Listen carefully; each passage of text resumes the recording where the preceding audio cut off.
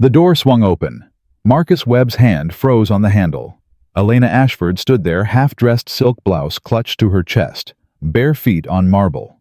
Their eyes locked. She didn't scream. She whispered 3 words that cut through the silence like a blade. "Don't come closer." But here's the thing, Marcus wasn't the threat. He was the witness to something far more dangerous. Someone had set him up. Someone had been watching her for months. And in 60 seconds, security would drag him away for a crime he didn't commit. What happened next? She saved him. Comment your city below so I can see how far this story travels. Marcus Webb had been invisible for 6 years. That was the deal he'd made with the universe after Sarah died. Keep your head down, do your job, pick up Sophie from school on time, and maybe, just maybe, life wouldn't take anything else from him. He was good at invisible. Invisible meant the executives on the upper floors never learned his name. Invisible meant no office politics, no drama, no complications. Just circuit boards and elevator panels, and the quiet satisfaction of fixing what others had broken. At 47, Marcus had made peace with his small life. A 2-bedroom apartment with a leaky ceiling, a 7-year-old daughter who still believed in unicorns, a mother who watched Sophie when he worked late. It wasn't much, but it was his. So when his supervisor handed him the work order that Tuesday morning, Marcus felt something he hadn't allowed himself in years: hope. Technical support, 58th floor, VIP wing. His supervisor, a thick-necked man named Patterson, tapped the tablet screen. Some kind of electrical issue in room 58A. They specifically requested someone with elevator certification. Marcus frowned. The VIP wing, that's usually Henderson's territory. Henderson called in sick. Food poisoning. Patterson shrugged. You're up, Webb. Don't screw it up. The 58th floor. Marcus had never been above 40.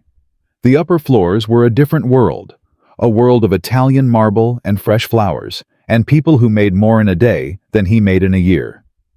The thought of stepping into that world made his palms sweat. But extra hours meant extra money.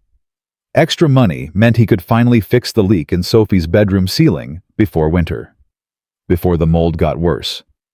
Before his daughter started coughing again. I'll handle it, Marcus said. The elevator ride up felt longer than usual. Marcus watched the numbers climb 45, 50, 55, and tried to steady his breathing. He checked his reflection in the polished doors. Same tired eyes. Same calloused hands. Same blue work shirt with Webb stitched above the pocket.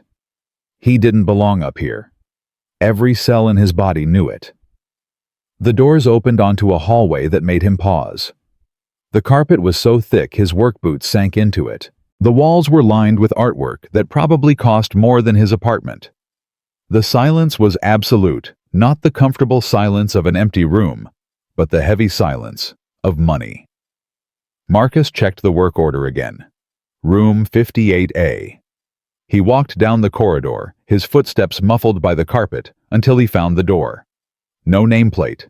No indication of what lay beyond. He assumed it was an equipment closet or server room, something utilitarian hidden behind the elegant facade. He knocked once. Waited. No answer. Protocol said, wait 30 seconds, knock again. But the work order was marked urgent, and Patterson had made it clear, don't screw this up. Marcus turned the handle. The door swung open, and his entire world tilted on its axis. Elena Ashford stood in the center of the room. She was halfway between a formal dress and a white silk blouse. Her hair fell loose around her shoulders. Her feet were bare against the marble floor. She turned. Their eyes met.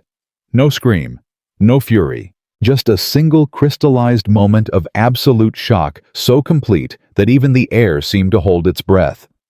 Marcus's brain screamed at him to move, to apologize, to do something.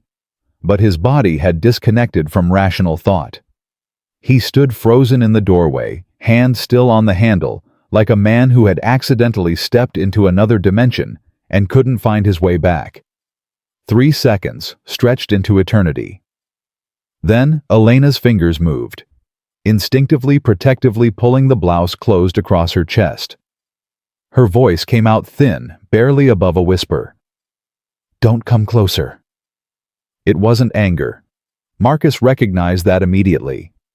It was something older. Something that had lived inside her for years. Fear. The word hit him like ice water. This woman, this billionaire who commanded boardrooms with a glance, was afraid of him. "I'm sorry." The words tumbled out in a rush. "The work order.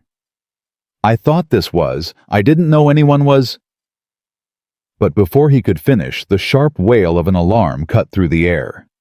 The VIP room's unauthorized entry protocol had triggered automatically. Within seconds, heavy footsteps thundered down the corridor. 2 security guards appeared behind Marcus. Their faces were hard with professional suspicion. One of them grabbed his arm and shoved him against the wall with practiced efficiency. "Don't move." "I didn't do anything." Marcus's cheek pressed against the cold surface. "I was assigned here. Check the system. Check my work order. Save it." The second guard was already reaching for his radio. "Miss Ashford, do you want us to detain him? We can have him removed from the building permanently within the hour." Marcus felt his stomach drop. Removed permanently. Fired. No job, no insurance, no way to pay for Sophie's school or the medicine she needed when her asthma flared up. "Please." His voice cracked. "I have a daughter. I need this job. I swear I didn't know." "Quiet." The guard's grip tightened on his arm. Elena had finished buttoning her blouse. Her composure was returning in layers, like armor being reassembled piece by piece. She opened her mouth to respond, then stopped. Her gaze had dropped to the carpet near her wardrobe cabinet. Something was there. Something wrong. A scratch. Fresh. A thin line carved into the expensive fibers running parallel to the cabinet's base. It hadn't been there yesterday. She was certain of it. And it couldn't have been made by a man who had stood frozen in the doorway for less than 5 seconds. Elena looked at Marcus again. Really looked. His face was pale with genuine terror. Not the calculated fear of someone caught in a scheme, but the raw panic of a man who had stumbled into a nightmare he didn't understand. "Miss Ashford." The guard's voice was impatient. "Should we proceed with termination?" The silence stretched. Marcus held his breath. His career, his daughter's future. Everything hung on the next words out of this woman's mouth. Elena's eyes remained fixed on his face. She was searching for something. Not guilt. She had seen plenty of guilty men in her years running this company. They had a particular quality, a slipperiness around the edges of their expressions. Marcus Webb had none of that. What she saw instead was confusion, embarrassment, and underneath it all a desperate worry that had nothing to do with her and everything to do with someone else. Something else. Someone. "No." The word surprised even her. "Take him to the main security office. I want to review the full access logs before any decisions are made." The guards exchanged glances but didn't argue. They released Marcus's arm and escorted him down the hallway, his work boots squeaking against the polished floor.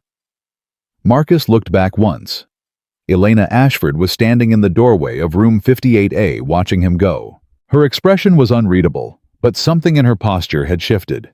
She wasn't looking at him like a threat. She was looking at him like a puzzle. The security office was small and windowless. Marcus sat in a plastic chair, his hands clasped between his knees, watching the clock on the wall tick away the minutes. 45 minutes, an hour and 15. No one told him anything. Guards came and went, speaking in low voices, glancing at him with expressions that ranged from pity to suspicion. Someone brought him a cup of water. He didn't touch it. His phone was in his locker downstairs. He couldn't call his mother, couldn't tell her he might not pick up Sophie from school today. Couldn't explain that his entire life had just imploded because he opened the wrong door. The worst part wasn't the fear. It was the guilt. He should have waited longer. Should have knocked louder. Should have checked the work order more carefully. Should have. The door opened. Elena Ashford walked in. She had changed clothes, a black blazer over a gray blouse, her hair pulled back in a severe knot. She looked nothing like the vulnerable woman he had glimpsed an hour ago. She looked like exactly what she was, a billionaire who could end his career with a single word. The two guards who had been watching Marcus stood at attention. "Leave us," Elena said. "Ma'am, protocol requires—" "I said leave us." The guards exchanged another look, then filed out. The door closed behind them with a soft click. Elena pulled a chair across the floor and sat facing Marcus. Close enough that he could see the flecks of gold in her brown eyes. Close enough that she could see every micro-expression on his face.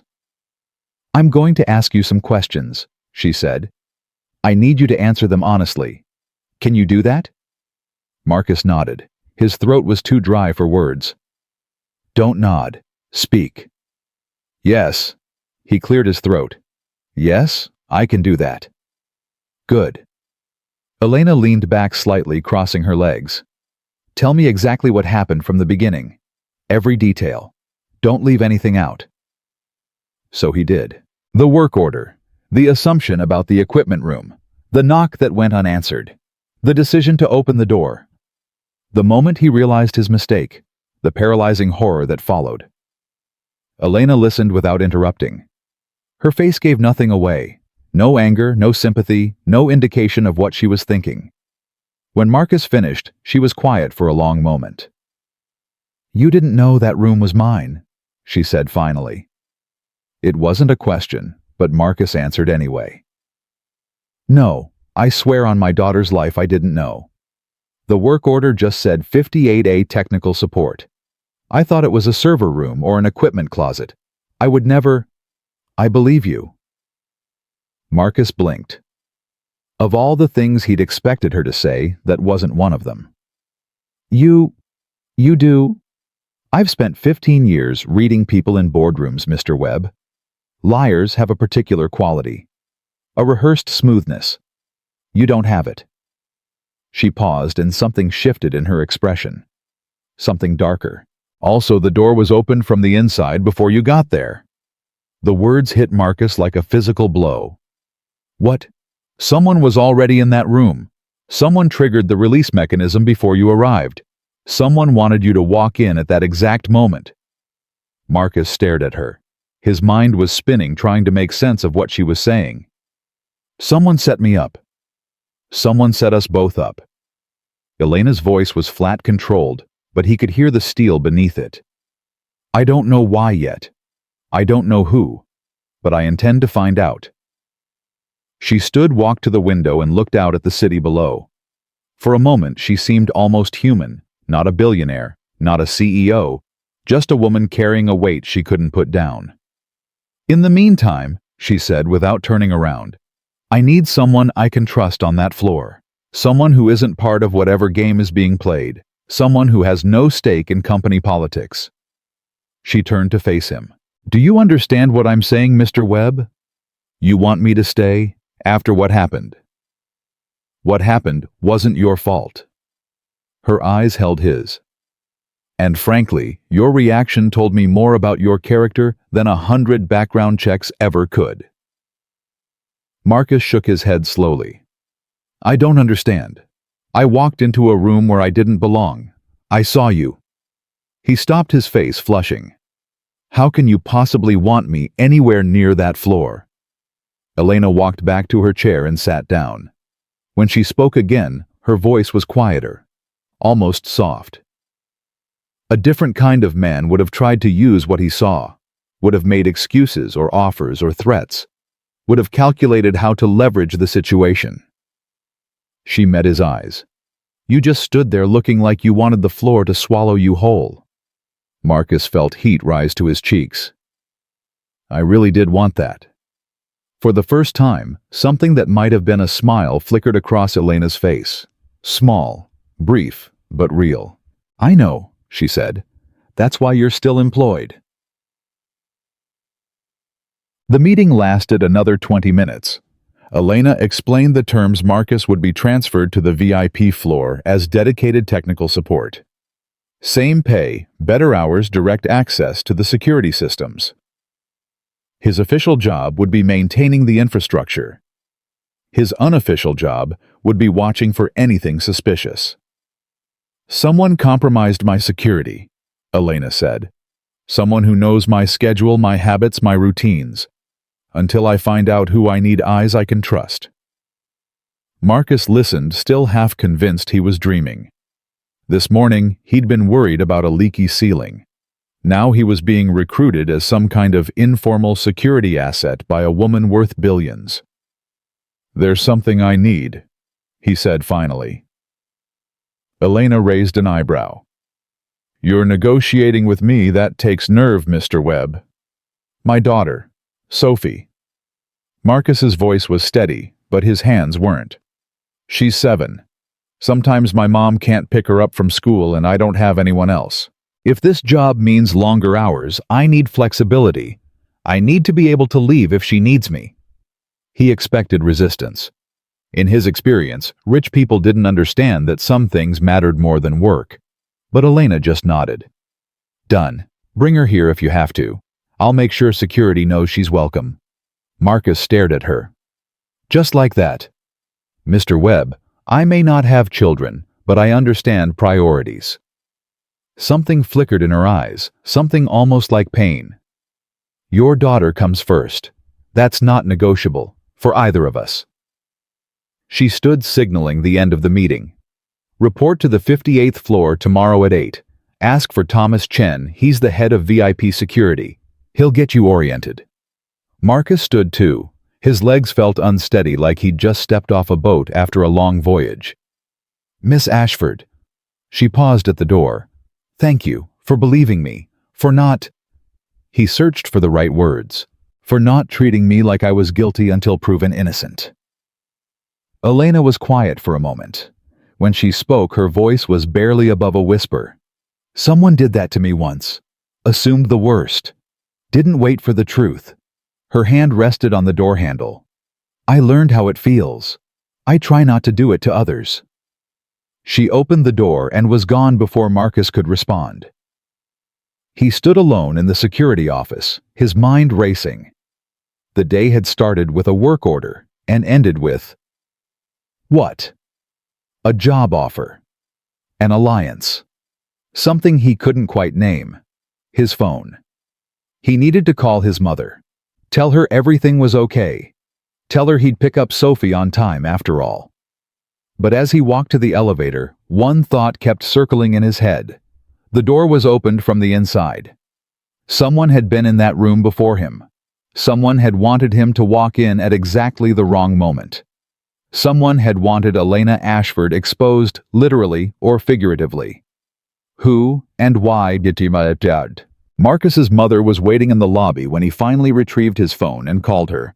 She had Sophie with her. The school had called when Marcus didn't show up, and Grandma Ruth had rushed to fill the gap. "Daddy!" Sophie launched herself at him the moment he stepped out of the elevator, her arms wrapped around his waist, her face pressed against his stomach. "Grandma said you had to work late. I drew you a picture at school. It's a dragon protecting a castle." Marcus knelt down and hugged her tight. Tighter than usual, long enough that Sophie pulled back and looked at him with concern. "Daddy, are you okay?" "I'm fine, sweetheart." He managed a smile. "Just had a long day. Let's go home." Ruth was watching him with sharp eyes. She was 72, but nothing got past her. After 50 years of marriage to a man who worked in construction, she could read worry on a face the way other people read newspapers. "What happened?"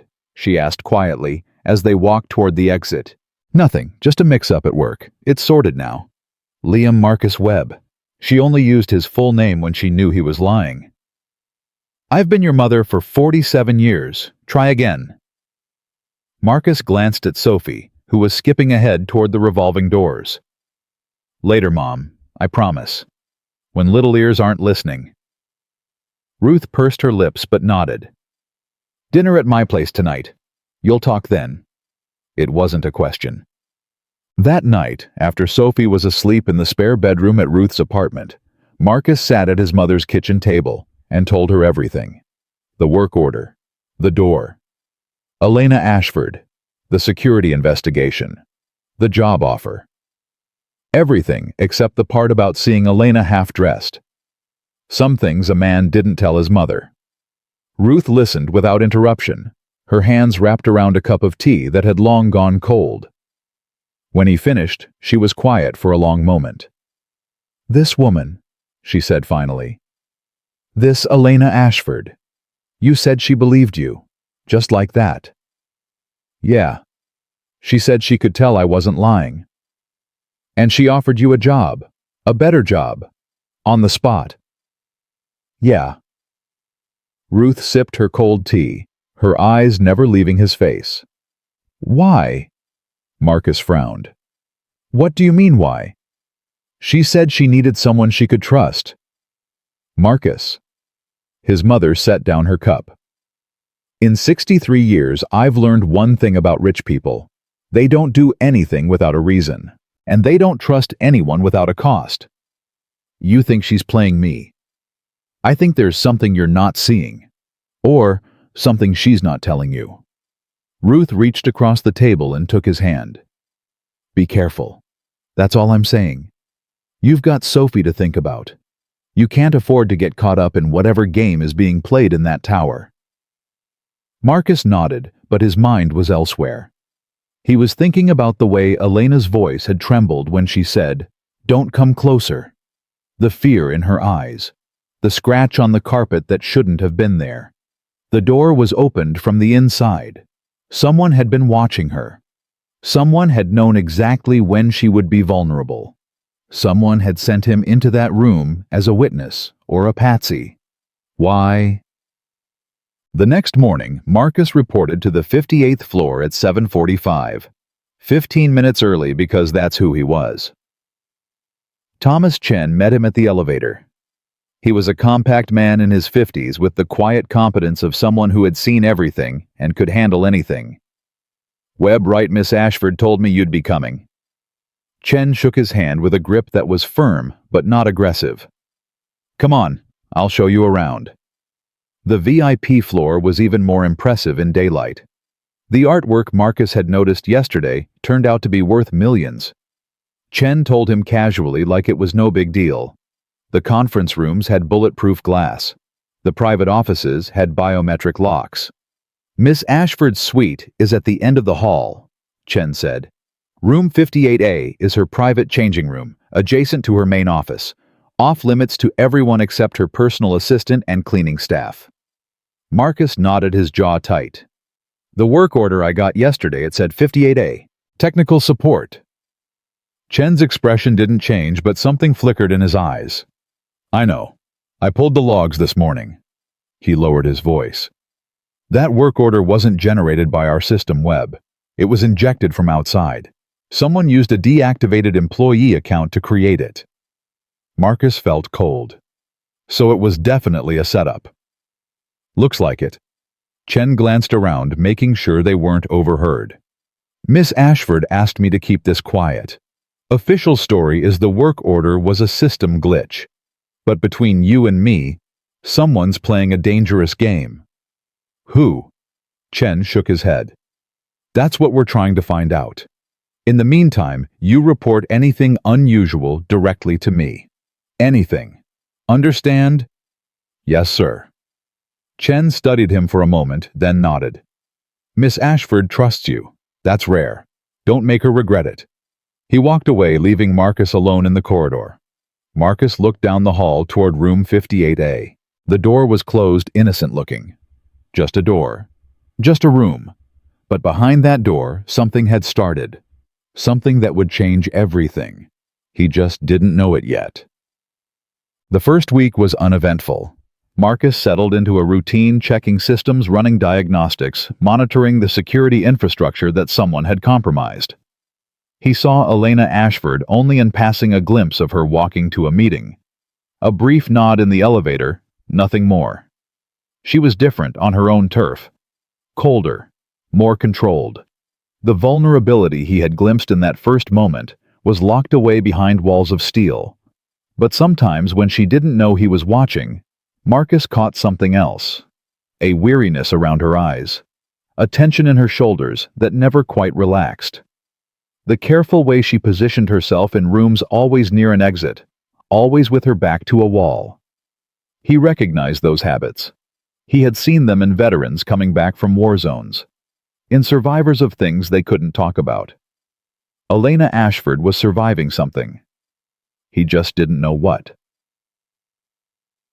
On Friday, Patterson called Marcus's cell at 2 in the afternoon. "Webb, we've got a problem." Marcus's heart dropped.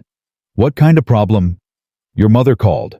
Something about a doctor's appointment. She can't pick up your daughter from school." Marcus checked the time. Sophie's school let out at 3. The 58th floor was 40 minutes from her school in good traffic. "I need to leave early." Miss Ashford authorized it. She said. Patterson paused, and Marcus could hear the confusion in his voice.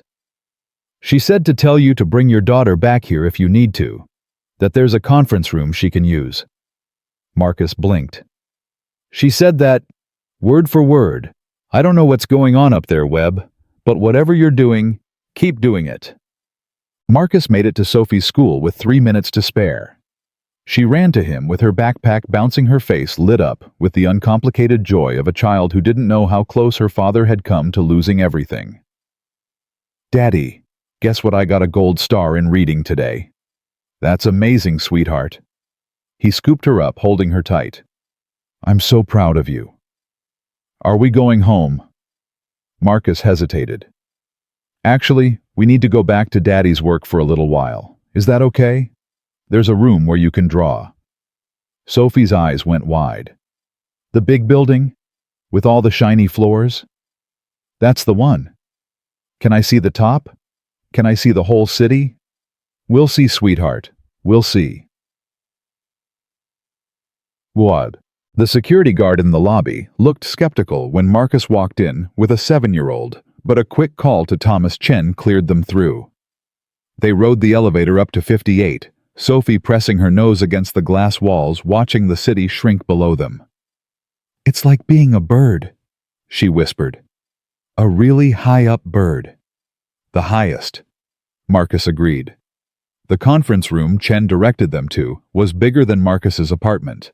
A massive whiteboard covered one entire wall. Sophie's eyes went round. Daddy, can I draw on that? That's what it's for, sweetheart." He got her settled with markers, made sure she had her snack and her water bottle, and promised to check on her every 15 minutes. Then he went back to work, his mind half on security diagnostics and half on his daughter, 3 doors down, drawing castles on a whiteboard bigger than any canvas she'd ever seen. An hour later, Marcus was deep in a systems log when he heard footsteps stop outside his workstation. He looked up. Elena Ashford stood in the doorway. She was watching him with an expression he couldn't read. "Mr. Webb, I heard your daughter is here." Marcus stood quickly. "Yes, ma'am. My mother had an appointment and I didn't have anyone else. I hope that's—" "I told you it was fine." Elena cut him off, but not unkindly. "I came to meet her, if that's all right with you." Marcus blinked. "You want to meet Sophie? Is that a problem?" "No, I just—" He shook his head. "She's in conference room B. Fair warning, she's probably covered in marker by now." Something that might have been amusement flickered across Elena's face. "I think I can handle it." They walked down the hall together. Marcus wasn't sure what to expect. Elena Ashford was a woman who negotiated billion-dollar deals. What would she make of a 7-year-old with marker-stained fingers? He opened the door to conference room B. Sophie had covered nearly a quarter of the whiteboard with an elaborate castle. There were towers with flags, a moat with a sea monster, a dragon circling overhead, and in the center, a princess with long hair standing on a balcony. Sophie looked up when they entered, her face breaking into a delighted grin. "Daddy, look what I made." "I see it, sweetheart. It's beautiful." But Sophie's attention had already shifted to the woman standing beside her father. Her eyes went wide. "You're the pretty hair lady," she said. Elena blinked. "I'm sorry." "From before. When you walked past the big window. I saw you. Sophie pointed at her own head. Your hair is pretty. It's like a princess. For a moment, Elena seemed completely thrown. Marcus had seen her face down hostile board members without flinching. But a 7-year-old's compliment had caught her off guard. Thank you, she said finally. That's very kind. Sophie beamed. Do you want to see my castle? This is the tower for the princess. And this is the tower for the brave knight. And this is the tower for the princess's best friend, because everyone needs a best friend. Elena walked closer to the whiteboard. Her eyes moved over Sophie's drawing with an intensity that surprised Marcus. She wasn't humoring a child, she was really looking. It's beautiful, Elena said quietly. You're a real artist. Thank you. Sophie bounced on her heels. Can I draw you sometime? Your hair would be really fun to draw. All the swirls.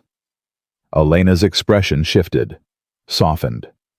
For just a moment, Marcus saw something behind the steel walls. Something almost like longing. Maybe someday, Elena said. I'd like that. She stayed for 20 minutes. She asked Sophie about school, about her favorite colors, about the story behind the castle. Sophie chattered away, completely unintimidated by the billionaire in the expensive blazer. Kids didn't see money or power. They just saw people. And whatever Sophie saw in Elena Ashford, she liked it. When Elena finally left, she paused at the door. Mr. Webb? Yes. She's wonderful. Elena's voice was quiet, almost wistful. You're lucky. She was gone before Marcus could respond.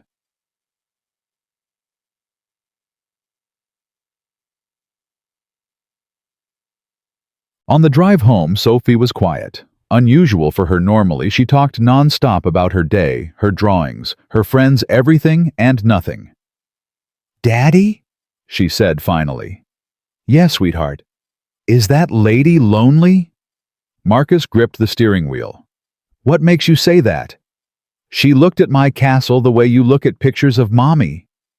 Sophie's voice was matter-of-fact, the way children are when they say devastating things. Like she's remembering something that makes her happy and sad at the same time. Marcus didn't have an answer for that. But he thought about it for a long time after Sophie fell asleep. Happy and sad at the same time. Yeah. He knew that feeling. He knew it very well. 2 weeks passed. Marcus learned the rhythms of the 58th floor, the way he had once learned the rhythms of the lower levels, quietly, carefully paying attention to the things other people missed. He learned that Elena Ashford arrived at 7:15 every morning and rarely left before 9 at night. He learned that she took her coffee, black at lunch at her desk, and spent most of her meetings standing rather than sitting. He learned that she positioned herself near exits, kept her back to walls, and flinched at sudden sounds. Tiny reactions that most people would never notice. He noticed. Thomas Chen called him into the security office on a Tuesday afternoon. The room was cramped, filled with monitors showing feeds from cameras throughout the building. Chen was standing in front of a screen, his face grim. Close the door, Chen said. Marcus did. We found something.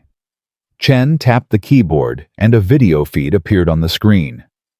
This is the hallway outside room 58A on the day you walked in. Watch the timestamp. Marcus watched. For 30 seconds, the hallway was empty. Then the image flickered. Static. A clean break in the feed that lasted exactly 52 seconds. Someone cut the camera, Marcus said. Not just cut it, edited it. See how the timestamp jumps. Chen pointed at the corner of the screen. Whoever did this knew exactly when Miss Ashford would be in that room. They created a window of invisibility. So someone was in the room before me. Someone was in the room, waited for you to arrive, and slipped out during the confusion after the alarm triggered. Chen turned to face him. We pulled the access logs.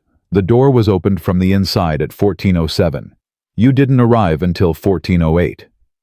Marcus felt cold. They wanted me to walk in at that exact moment. They wanted Miss Ashford exposed. You were just the fall guy." Chen's voice was flat. "The question is who? And why? Have you told her?" "I'm telling her in 20 minutes. She asked me to brief you first." Chen studied him for a moment. "She trusts you, Webb. I'm still trying to figure out why." "I don't know either," Marcus admitted. "Fair enough." Chen turned back to the monitors. "There's something else. The deactivated account that was used to generate your work order, it belonged to a guy named David Mercer. He was a senior IT administrator here until 3 years ago. What happened to him? Fired. Something about unauthorized access to executive files." Chen's jaw tightened. "He died 6 months later. Car accident. Single vehicle late at night, no witnesses." The room felt smaller suddenly, colder. "You think someone's using a dead man's credentials," Marcus said. "I think someone's been planning this for a long time." Chen met his eyes. "Watch yourself, Webb, and watch her. Whatever game is being played here, it's not over." Elena was waiting in her office when Marcus arrived for the briefing. She was standing by the window, her back to the door, silhouetted against the city lights. "Mr. Webb, come in. Close the door." Marcus did. The click of the latch seemed louder than it should have been. "Chen told you what we found?" "Yes." Elena turned. Her face was calm, controlled, but Marcus could see the tension in her shoulders, the way her hands were clasped too tightly in front of her.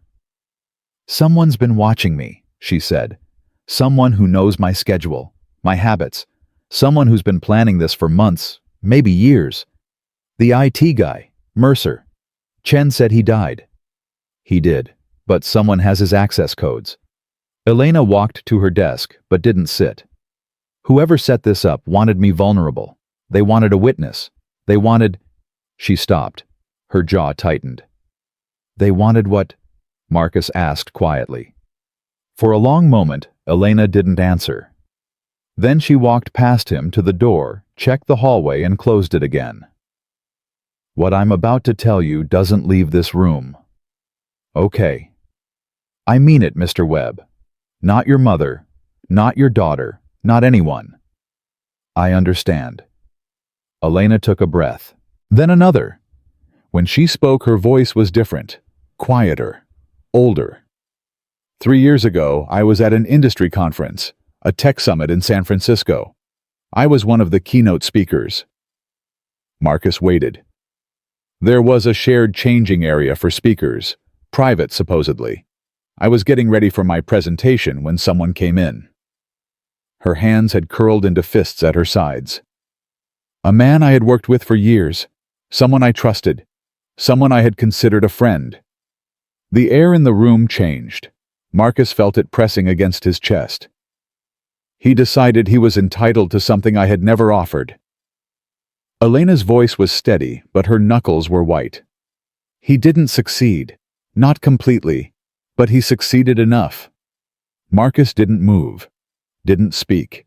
He understood suddenly why she had frozen when he opened that door, why her first instinct had been fear, not anger, why she positioned herself near exits and kept her back to walls. "I never reported it," Elena continued. "He was too connected, too powerful. It would have been my word against his, and I knew how that story ended." She met his eyes. "So I buried it, moved on, built walls, told myself I was fine." "But you're not fine." "No." The word was barely a whisper. "I'm not fine." The silence stretched between them. Marcus wanted to say something, anything, but every word felt inadequate. "The person who set you up," Elena said finally. "They know about San Francisco. They have to. The timing, the location, the way it was designed to catch me vulnerable, exposed alone with a man I didn't expect." Her voice hardened. "This wasn't random. This was calculated. Someone is trying to break me, Mr. Webb, and I need to find out who before they succeed." "What can I do?" Elena looked at him. really looked the way she had that first day in the security office. You can keep watching, keep listening, and if you see anything at all that seems wrong, you come to me directly. Not Chen, not anyone else, me. I will. And Mr. Webb? Yes. Thank you for not looking at me differently. Her voice cracked just slightly before she caught it. Most people do once they know. They look at me like I'm broken, like I'm fragile, like they need to be careful around me. You're not broken, Marcus said. You're still standing. After everything, you're still here. That's not fragile. That's the strongest thing I've ever seen. Elena was quiet for a long moment. When she spoke again, her voice was barely audible. I'm glad you opened that door, Mr. Webb. I know that sounds strange, but I'm glad it was you.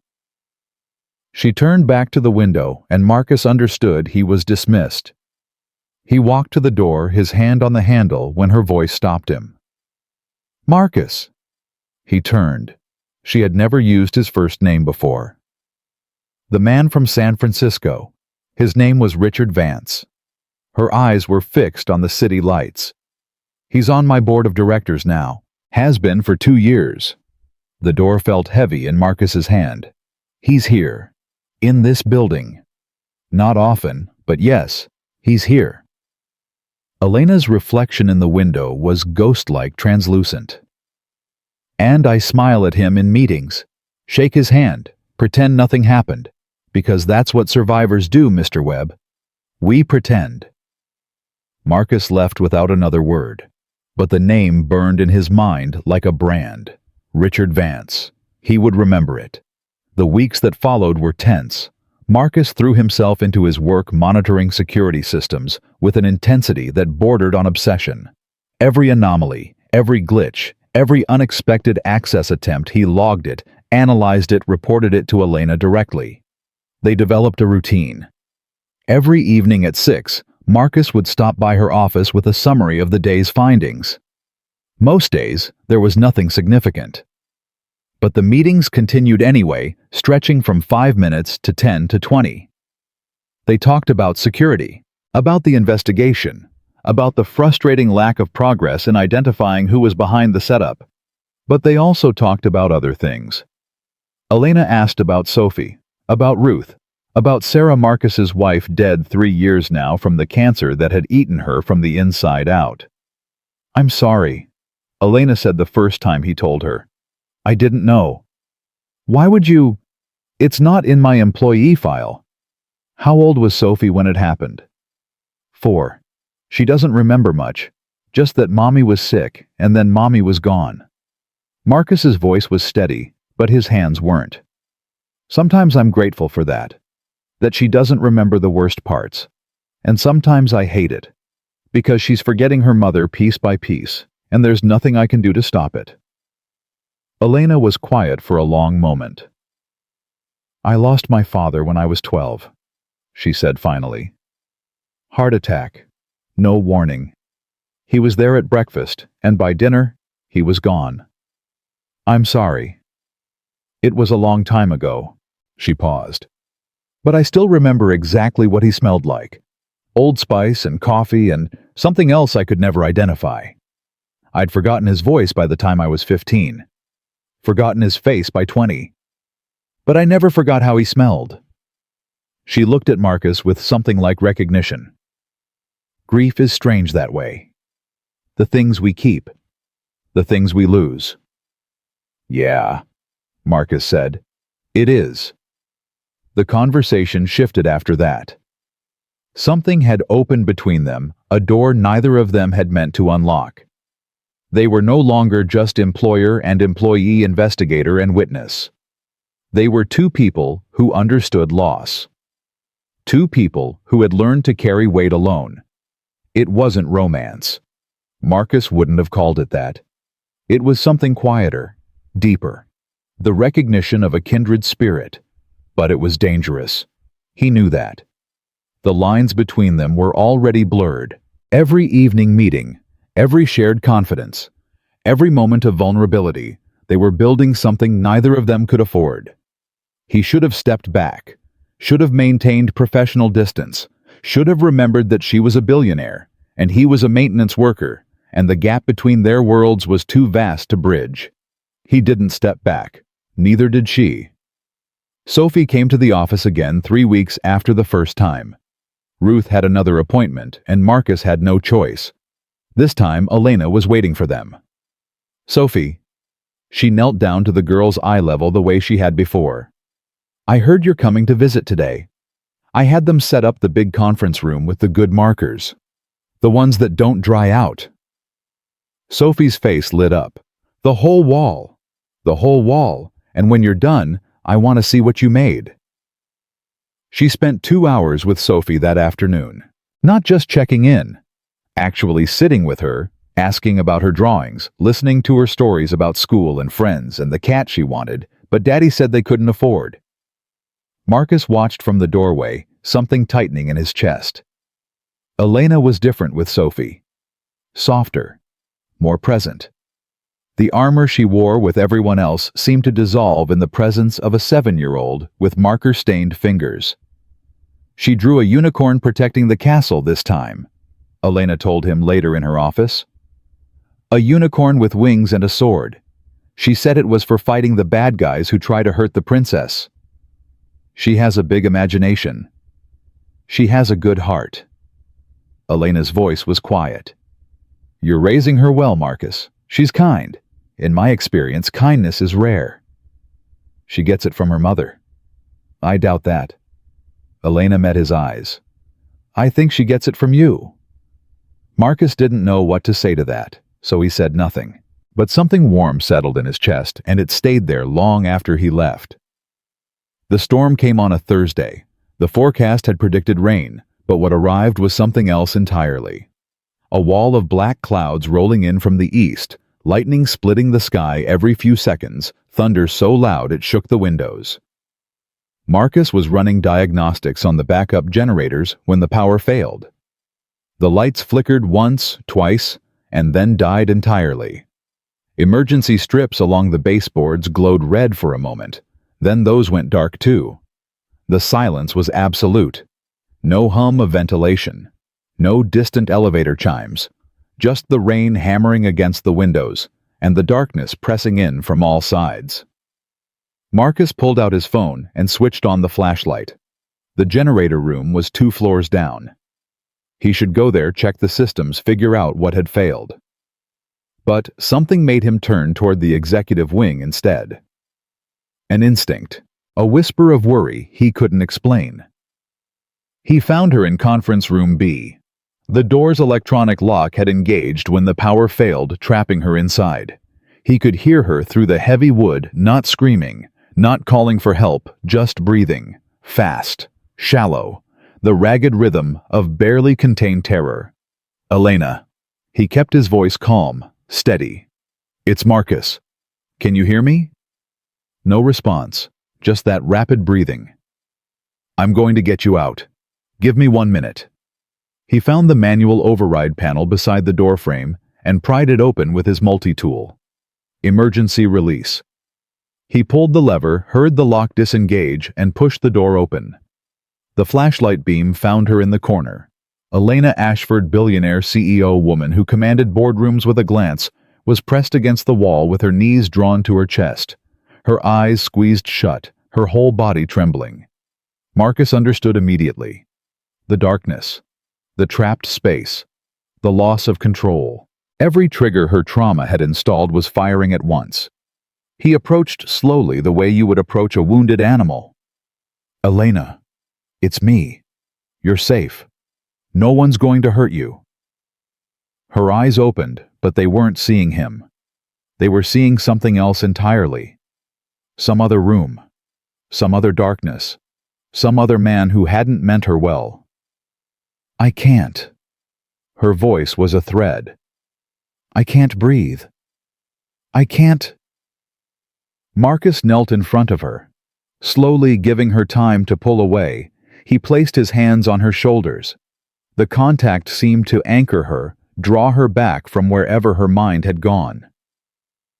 Look at me, he said quietly. Just look at me. You're in Ashford Tower. You're on the 58th floor. The power's out, but that's all. Just a blackout. Nothing else. Her eyes focused on his face. Her breathing began to slow. That's it. In and out. Just breathe. I've got you. They stayed like that for a long time. The rain continued to pound against the windows. Thunder rolled across the sky. But inside that dark room, there was only the circle of flashlight glow and two people learning to trust each other. When Elena finally spoke, her voice was steadier. I'm sorry, I haven't had an episode like that in months. I thought I was past this.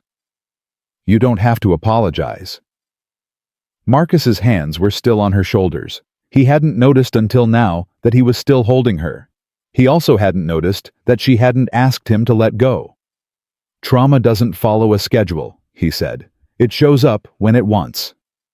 Elena let out a breath that was almost a laugh. My therapist says the same thing. I like it better when you say it. Why? Because you mean it. She looked at him in the dim light. You actually understand. I had nightmares for a year after Sarah died. Couldn't sleep in our bedroom. Couldn't look at her clothes. Couldn't hear her favorite song without falling apart. Marcus's voice was quiet. Grief and trauma, they're not that different. They both rewire your brain. They both show up when you least expect them. Elena was silent for a moment. Then she reached up and placed her hand over his, where it still rested on her shoulder. I'm not afraid of you, she said finally. I just realized that. You're the first man in years I've been alone with in the dark, and I'm not afraid. The words hung in the air between them. Heavy, significant. Marcus should have pulled back. Should have remembered the lines between them. Should have said something professional and appropriate. Instead, he said, I'm not afraid either. The flashlight flickered. The storm raged outside. And in the darkness of Conference Room B, something shifted between them that could never be unshifted. The power came back on 20 minutes later. The lights flickered to life, harsh and sudden after so long in the dark. Elena pulled away, standing, smoothing her clothes, reassembling the armor she wore with everyone else. Thank you, she said. Her voice was professional again, controlled. But her eyes told a different story. Anytime. I mean it, Marcus. She held his gaze. Thank you for not treating me like I was broken. You're not broken. No. She almost smiled. I'm starting to believe that. Marcus walked back to his workstation, his mind spinning. The blackout, the panic attack, the way her hand had felt over his, the words she had said. I'm not afraid of you.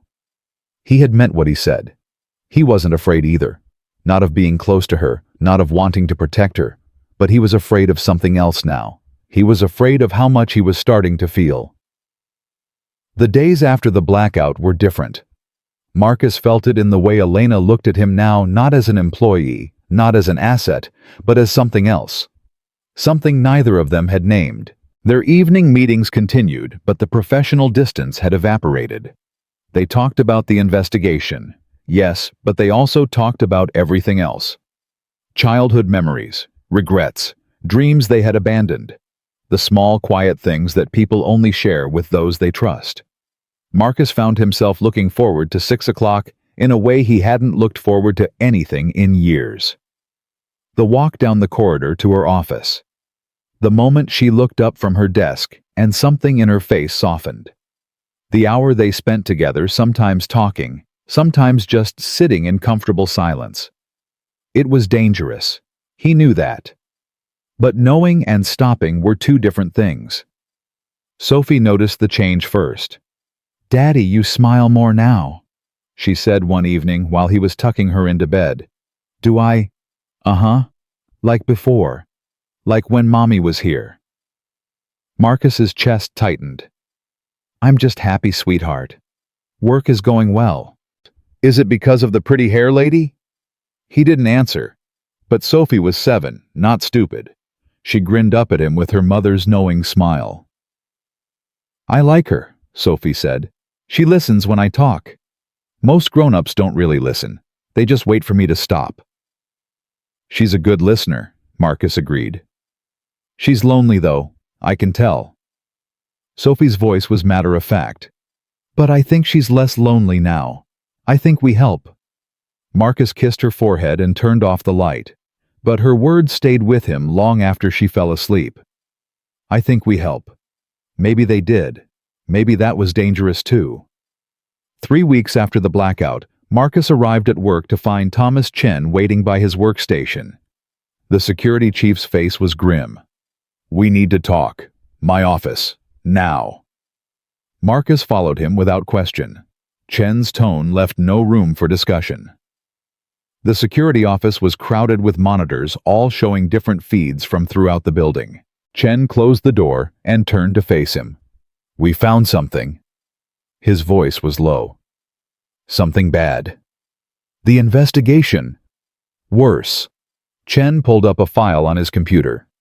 Someone's been accessing the executive floor security feeds remotely. Unauthorized access routed through 3 different proxy servers. We finally traced it back to a device inside the building. Inside? You mean someone who works here? Someone on the board. Chen's jaw was tight. The device was registered to an office on the 60th floor, board member suite. Marcus felt cold. Which board member? Chen hesitated. Then he said a name that made Marcus's blood freeze. Richard Vance. The man from San Francisco. The one Elena had told him about. The one who had, are you sure? The digital fingerprint matches. Whoever's been watching Miss Ashford, whoever set up that day in room 58A, it's coming from Vance's network. Chen's voice was hard. He's been monitoring her for months, maybe years. Marcus gripped the edge of the desk. Does she know? I'm telling her in an hour. I wanted you to know first. Chen studied him. You've gotten close to her web. I've seen it. Whatever's going on between you two, you need to understand what we're dealing with. Vance isn't just a board member. He's connected, powerful. If we go after him without solid proof, he'll destroy us, all of us. So what do? We gather evidence, we document everything, and we wait for him to make a mistake. The mistake came sooner than anyone expected. The quarterly board meeting was scheduled for the following Tuesday. Elena had been preparing for it for weeks. Financial reports, strategic projections, the usual corporate theater. Marcus had watched her rehearse her presentation, had seen the steel in her spine as she prepared to face a room full of people who held her company's future in their hands. A room that included Richard Vance. Are you going to be okay? Marcus asked her the night before the meeting. Elena was standing by her office window, her reflection ghost-like against the city lights. I've been facing him for 2 years, smiling at him, shaking his hand, pretending nothing happened. That's not what I asked. She turned. Her eyes were tired, but her jaw was set. I'll be fine. I'm always fine. Elena, I know what you're going to say. She held up a hand. I know. But this is how it has to be. Until we have proof, real proof, I can't afford to show weakness. He'll use it against me. What if there was another way? There isn't. Her voice was flat. Trust me. I've thought about this for 3 years. There's no scenario where I come out ahead by confronting him, not without evidence, not without witnesses. She paused. Not without destroying myself in the process. Marcus wanted to argue, wanted to tell her that she didn't have to face this alone, but he knew she was right. In the world she inhabited, truth wasn't enough. You needed power, you needed leverage, you needed proof. Without those things, you had nothing but a story no one wanted to believe. I'll be watching the security feeds during the meeting, he said finally. If anything seems wrong, I know. Elena almost smiled. You'll come running. That's my job. Is it? She held his gaze. Is that what this is? A job? Marcus didn't answer. They both knew the truth. The board meeting started at 9. Marcus watched from the security office, his eyes fixed on the monitor showing the conference room. Elena sat at the head of the table, flanked by her executive team. Around her, 12 board members reviewed their materials and made small talk. Richard Vance sat 3 seats to her left. He was a handsome man in his late 50s, silver-haired and confident, with the easy charm of someone who had never been told no. He smiled at Elena when she entered. She smiled back. Watching it made Marcus sick. The first hour was routine: financial reports, market analysis, strategic initiatives. Elena handled it all with the smooth professionalism Marcus had come to expect. She was good at this: the corporate performance, the polished presentation, the careful dance of power. Then the vice chairman, a man named Harrison Wells, cleared his throat. "Before we continue, there's a matter that's been brought to my attention. I believe it requires the board's immediate consideration." Elena's expression didn't change, but Marcus saw her shoulders tense. "What matter?" Wells reached into his folder and pulled out a photograph. He held it up so the room could see. Marcus's heart stopped. The image was grainy, clearly taken with a phone camera in low light. But there was no mistaking what it showed. Marcus Webb, with his arms around Elena Ashford, her face pressed against his shoulder. The darkness of Conference Room B surrounding them both.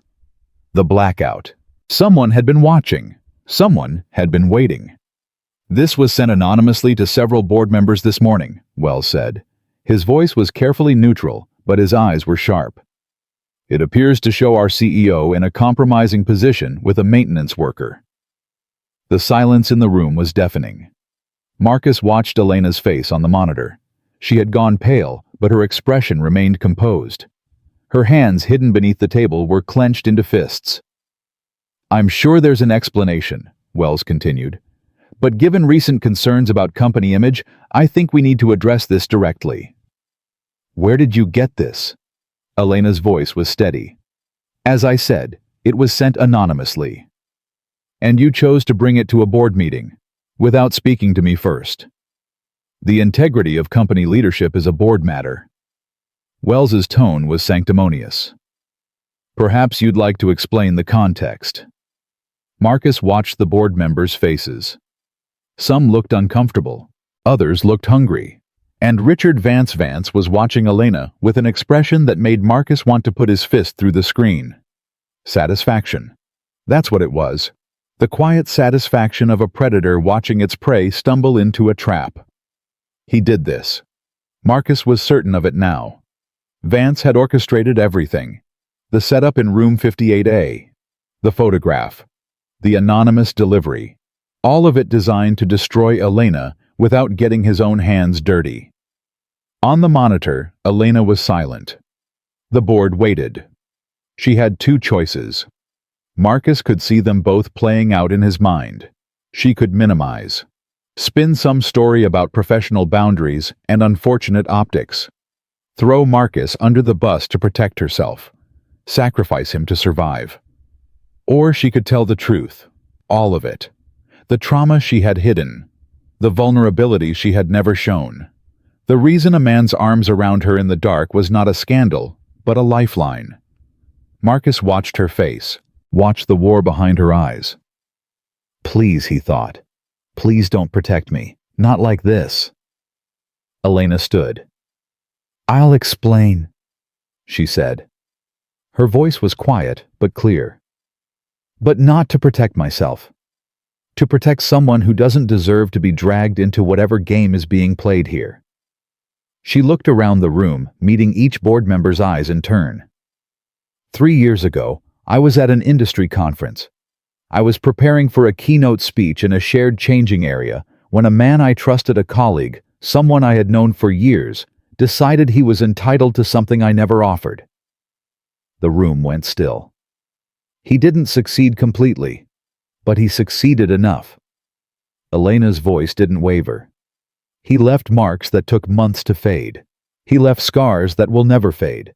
And I never reported it because I knew how that story ended. His word against mine. His power against my credibility.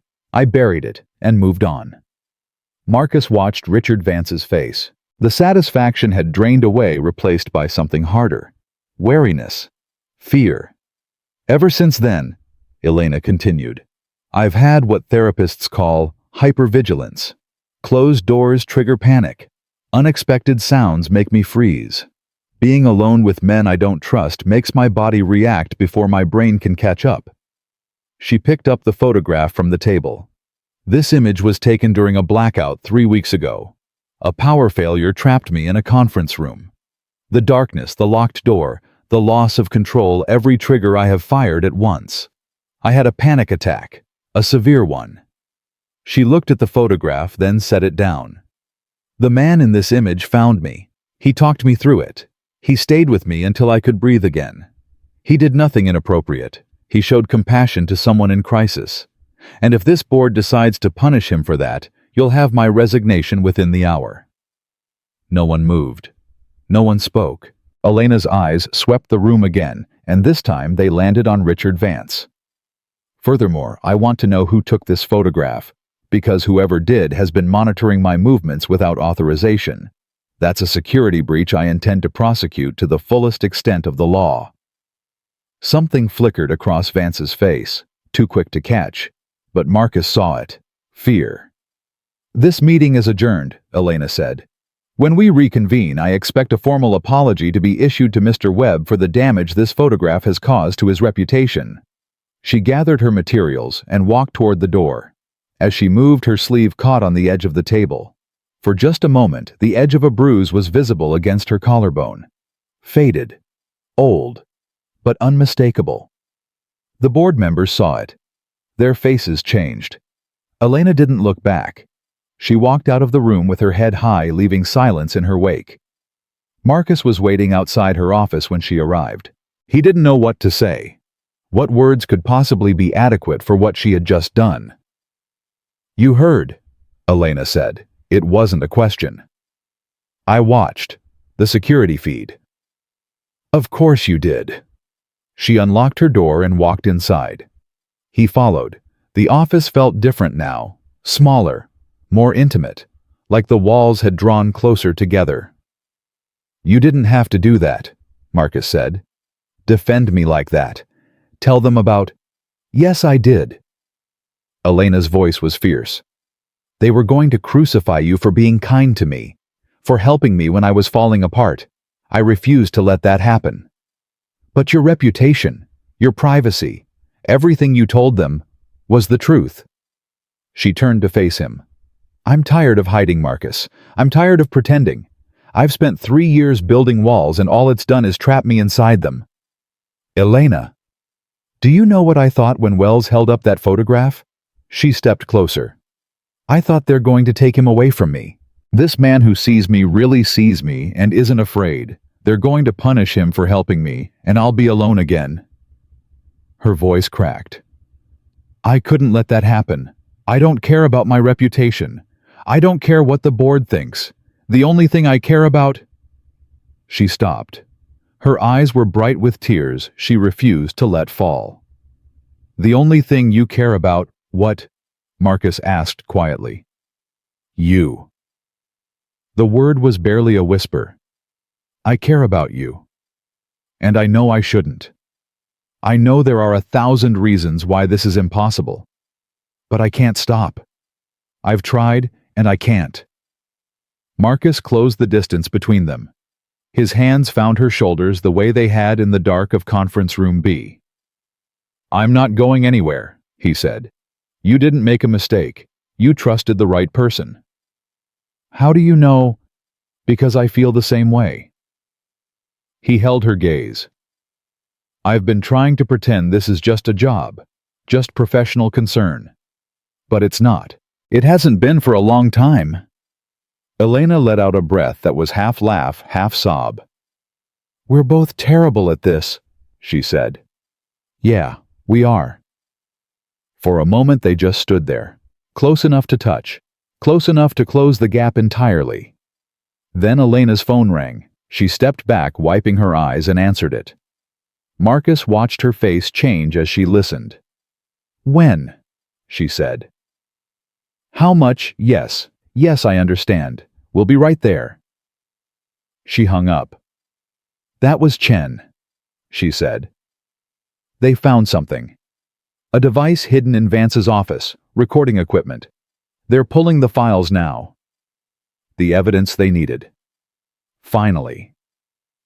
Let's go, Marcus said. They walked together toward the security office. Whatever was coming next, they would face it together. The security office was crowded when they arrived. Chen stood at the main console flanked by two technicians. On the screens, data scrolled past files, timestamps, logs. Show me, Elena said. Chen pulled up a video file. This was stored on the device we recovered. There are dozens more like it. He hit play. The footage showed Elena's private changing room. Room 58A. The angle was high hidden, capturing everything. Months of footage. Elena changing clothes. Elena checking her phone. Elena alone vulnerable, unaware she was being watched. Marcus felt rage building in his chest. Cold, controlled rage. How long? Elena's voice was flat. At least 18 months, maybe longer. Chen's jaw was tight. The device was connected to a server registered to an offshore company. We traced the company back to a shell corporation and that shell corporation back to Richard Vance, Elena finished. Yes. Elena was silent for a long moment. When she spoke, her voice was ice. Where is he now? He left the building after the board meeting. His assistant says he has a flight booked for Geneva tonight. Running. The coward was running. Call the FBI, Elena said. And our legal team. I want warrants issued before he reaches the airport. Already done. Chen almost smiled. I took the liberty. They're picking him up in approximately 20 minutes. Elena nodded. Her hands were shaking, but her voice was steady. 18 months. She said quietly. He's been watching me for 18 months, planning this, waiting for the perfect moment to destroy me. Why? Marcus asked. What did he want? Control. Elena's voice was bitter. He's wanted control since San Francisco. When I didn't break, when I didn't give him what he wanted, he decided to take it another way. Humiliate me, expose me, force me out of my own company. But you didn't break. No. She turned to look at him. I didn't. Because of you. Marcus didn't know what to say. So he did the only thing that made sense. He took her hand. Elena looked down at their intertwined fingers. Then she looked up at him. I told the board the truth today, she said. All of it. Everything I've been hiding. I know. I'm not hiding anymore. From anyone. She squeezed his hand, including myself. Marcus understood what she was saying. The walls were down, all of them. Not just around her trauma, but around her heart. I'm not going anywhere, he said again. Whatever comes next, I'm here. Promise. Promise. Chen cleared his throat. I hate to interrupt, but the FBI is online too. They need to speak with you, Miss Ashford. Elena squeezed Marcus's hand one more time, then let go. Put them through, she said. She walked to the phone, her back straight, her head high. The woman who had faced down a boardroom. The woman who had told the truth when lies would have been easier. The woman who had stopped hiding. Marcus watched her, and something settled in his chest. They had found the enemy. They had proof. Richard Vance would face justice for what he had done, not just the surveillance, but everything. San Francisco. The setup. The photograph. All of it. But more than that, something had changed between him and Elena. Something fundamental.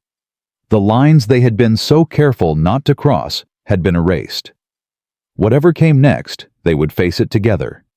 He was certain of that now. Richard Vance was arrested at JFK International Airport 43 minutes after the FBI received Elena's call. He had made it through security and was waiting at his gate when two federal agents approached him. According to the report, Marcus read later, Vance had smiled at first, the confident smile of a man who believed his money and connections could fix anything. The smile disappeared when they showed him the warrant. 18 counts of illegal surveillance, 12 counts of computer fraud, 6 counts of stalking, and 1 count that made Marcus's hands shake when he read it: attempted blackmail of a corporate executive. The evidence was overwhelming. The device recovered from Vance's office contained not just footage of Elena, but detailed notes, plans, timelines, a meticulous record of a man who had spent 18 months building a trap, waiting for the perfect moment to spring it. The day Marcus had walked into room 58A wasn't random. It was calculated. Vance had been watching Elena's schedule for months, knew exactly when she would be vulnerable. He had created the fake work order, manipulated the security systems, and sent an unsuspecting maintenance worker into the room at precisely the right moment. The goal had been simple: get compromising footage, use it to force Elena off her own board, take control of the company she had built from nothing. When that plan failed, when Elena hadn't crumbled, when the photograph hadn't destroyed her, Vance had panicked. The flight to Geneva was a last-ditch attempt to escape before his house of cards collapsed. He didn't make it. The news broke 3 days later. Every major outlet ran the story: Billionaire board member arrested for stalking and blackmail. The coverage was brutal. Vance's face was everywhere. The silver-haired executive who had seemed so charming, so trustworthy, revealed as something far darker. Elena watched the coverage from her office with Marcus beside her. Her face was calm, but he could see the tension in her shoulders, the way her hands gripped the armrests of her chair. "How do you feel?" he asked. "I don't know." Her voice was quiet. "I've imagined this moment for 3 years. Him being exposed. The world knowing what he really is." She paused. "I thought it would feel like victory." "It doesn't. It feels like..." She searched for the word. "Relief. And exhaustion. And something else I can't name." Marcus understood. Justice wasn't the same as healing. Catching the monster didn't erase what the monster had done. "The FBI wants to interview you again tomorrow," he said. "About San Francisco." Elena closed her eyes. "I know. You don't have to do it alone. I can be there, if you want." She opened her eyes and looked at him. Really looked the way she had that first day when she was deciding whether to believe him. "You'd do that?" "I'd do anything," Marcus said simply. "You know that by now." Elena reached out and took his hand. Her fingers were cold, trembling slightly. "I've never told anyone the full story," she said. "Not the police, not my therapist, not anyone. I told the board the broad strokes, but the details..." Her voice caught. "The details I've kept locked away for 3 years. You don't have to tell me." "I want to." She squeezed his hand. "I'm tired of carrying it alone. I'm tired of the weight." So she told him. She told him about the conference in San Francisco, the keynote speech she had been so proud of, the shared changing area that was supposed to be private, the moment she realized she wasn't alone. She told him about Richard Vance, the charming smile, the hand on her arm that had seemed friendly at first, the way his grip tightened when she tried to leave, the things he had said, calm, reasonable, terrifying, about what she owed him, about what he was going to take. She told him about the struggle, the way she had fought back, the bruises that had lasted for weeks, the moment she finally broke free, running out of the room with her dress torn and her heart pounding.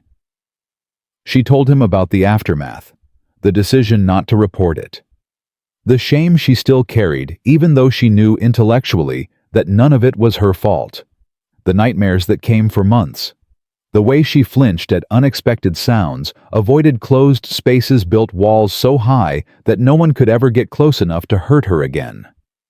By the time she finished, tears were streaming down her face. She didn't wipe them away. Marcus held her hand through all of it. He didn't interrupt, didn't offer platitudes or solutions. He just listened. When she was done, the silence stretched between them. Heavy. Sacred. Thank you, Marcus said finally. Elena blinked. For what? For trusting me. He lifted her hand and pressed it to his chest over his heart. For letting me in. You're the first person I've told, the whole truth. She let out a shaky breath. I didn't think I could. I thought if I said it out loud it would break me. But it didn't. No. She almost smiled. It didn't. Marcus pulled her close. She came willingly, her head resting against his shoulder, her body fitting against his like it belonged there. You're not broken, he murmured into her hair. You never were. You're the strongest person I've ever met. I don't feel strong. That's how I know you are. He held her tighter. Strong people never feel strong. They just keep going anyway. The FBI interview happened the next morning. Elena walked into the federal building with her lawyer on one side and Marcus on the other. The agents were professional, thorough, compassionate. They asked detailed questions about San Francisco, about the surveillance, about everything Vance had done. Elena answered every question with her voice steady and her chin high. When it was over, the lead agent, a woman in her 40s with kind eyes, pulled Elena aside. What you did today took courage, she said. I've worked these cases for 15 years. Most victims never come forward, never tell anyone. The shame keeps them silent. I was silent for 3 years, Elena said. But you're not silent now. The agent handed her a card. We're going to put him away, Miss Ashford. For a very long time. I promise you that. Elena looked at the card, then tucked it into her pocket. Thank you, she said, for believing me. The agent smiled. That's the easy part. The hard part is believing yourself. The weeks that followed were a whirlwind of legal proceedings, press conferences, and corporate restructuring. The board issued a formal apology to both Elena and Marcus. 3 board members who had been particularly vocal about the photograph resigned in disgrace. Harrison Wells, the vice chairman who had first presented the image, was quietly forced out. Through it all, Marcus stayed by Elena's side. He wasn't her bodyguard. She had a team of professionals for that. He wasn't her assistant. She had Thomas Chen and a dozen others handling the day-to-day operations. He was something else. Something harder to define.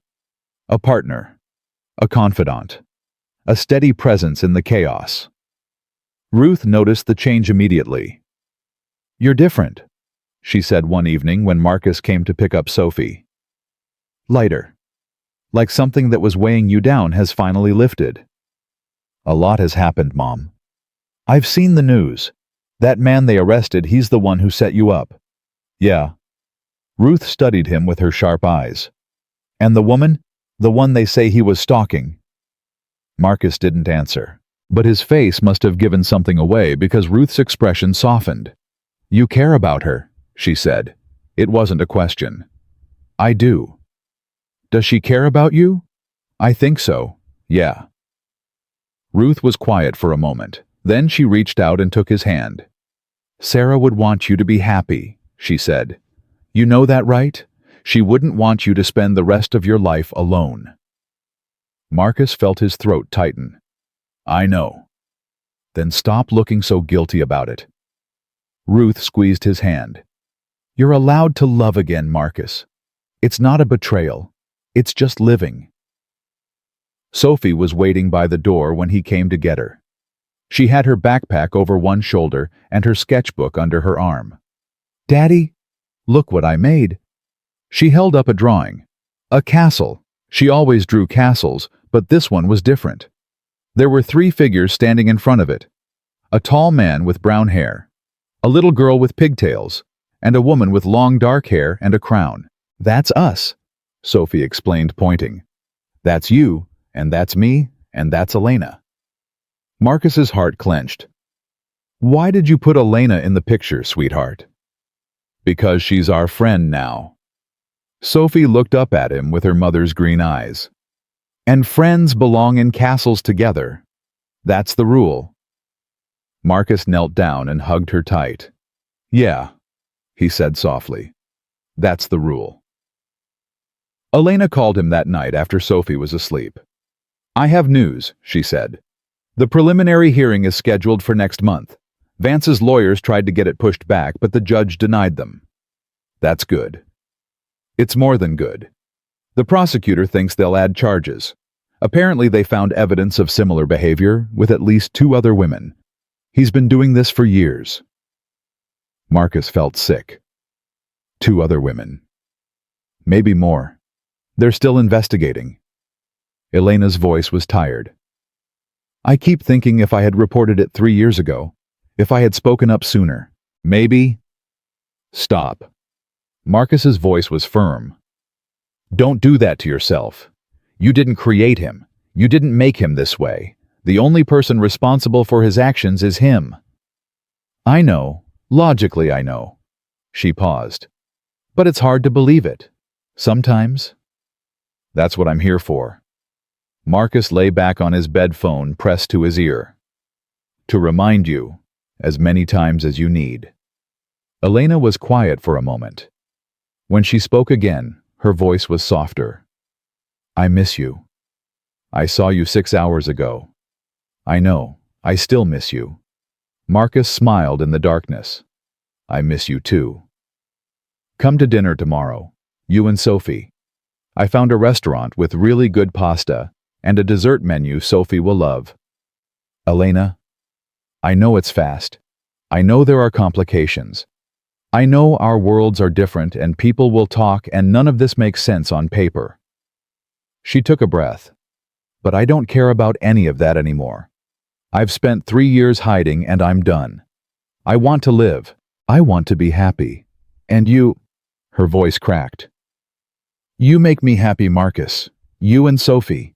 You make me feel like maybe I can have something I never thought I'd have. What's that? A family. The word hung in the air between them, heavy with meaning. Dinner, Marcus said finally. Tomorrow, 6 o'clock. 6 o'clock, Elena repeated. He could hear the smile in her voice. Don't be late. The restaurant was in a quiet neighborhood downtown, the kind of place that didn't have its name on the door. Elena was waiting when they arrived, dressed simply in jeans and a sweater, more casual than Marcus had ever seen her. Sophie ran to her immediately. Elena, I brought my sketchbook. I want to show you the new dragon I drew. I want to see it.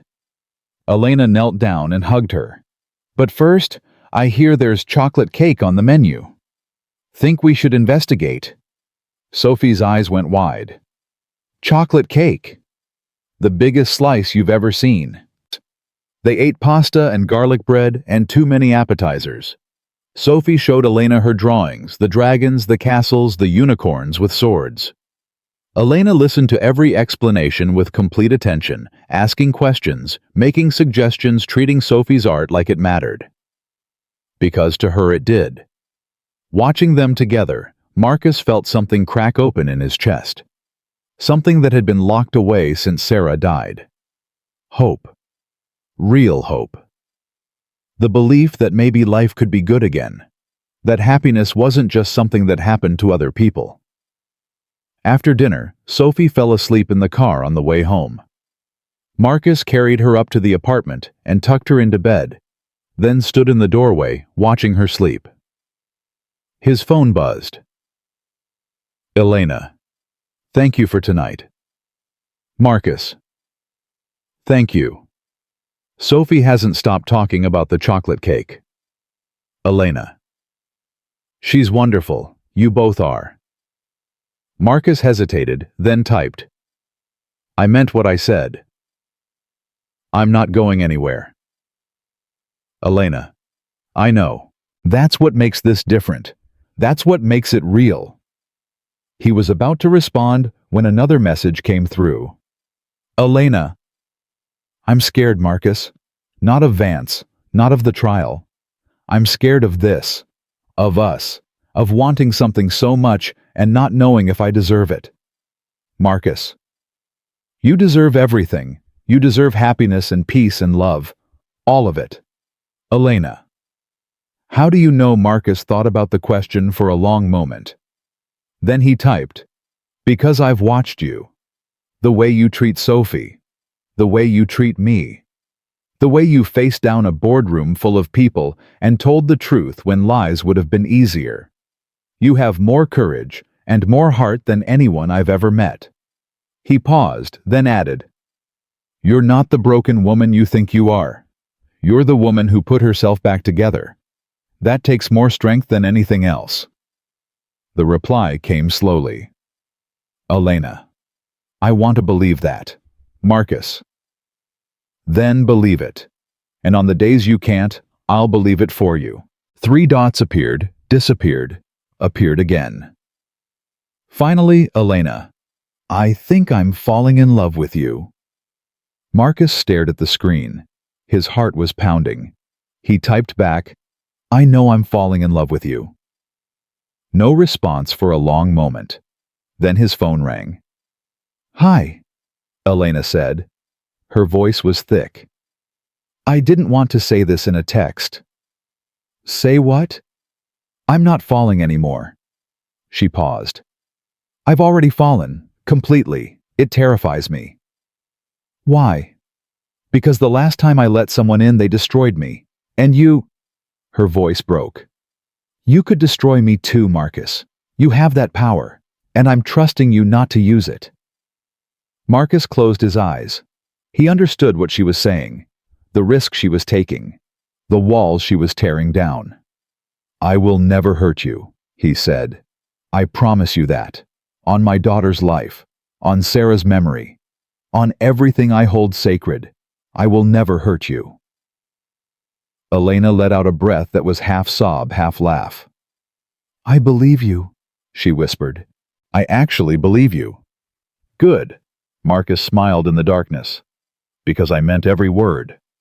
The trial came faster than anyone expected. Vance's lawyers tried every trick in the book, delays, motions, challenges, but the evidence was too overwhelming. The judge set a date for the end of the month. Elena testified on the 3rd day. She walked into that courtroom with her head high and her shoulders squared. Marcus watched from the gallery, his hands clasped tight in his lap. Thomas Chen sat beside him, along with Ruth, and because Sophie had insisted the little girl herself on her best behavior. The prosecutor walked Elena through everything: San Francisco, the surveillance, the photograph, the years of silence, and the decision to finally speak. Vance's defense attorney tried to rattle her, tried to imply she had exaggerated, misremembered, invented, tried to paint her as a scorned woman seeking revenge. Elena didn't flinch. "Mr. Vance assaulted me in San Francisco 3 years ago," she said, her voice steady. "He stalked me for 18 months. He tried to destroy my career and my reputation. Those are facts. I don't need to invent anything. The truth is damning enough." The jury was out for 4 hours. When they came back, the verdict was unanimous. Guilty, on all counts. Elena didn't cry, didn't collapse. She just sat there very still as the word echoed through the courtroom. Guilty. It was over. After 3 years, it was finally over. Marcus found her in the hallway afterward, surrounded by lawyers and reporters and well-wishers. Their eyes met across the crowd. Elena said something to her lawyer, then pushed through the throng until she was standing in front of him. "We did it," she said. "You did it," Marcus corrected. "You faced him. You told the truth. You won. I couldn't have done it without you." She took his hand right there in the hallway in front of everyone. "You know that, right? None of this would have happened if you hadn't opened that door." "The wrong door?" Marcus said, smiling slightly. "No." Elena shook her head. "The right door.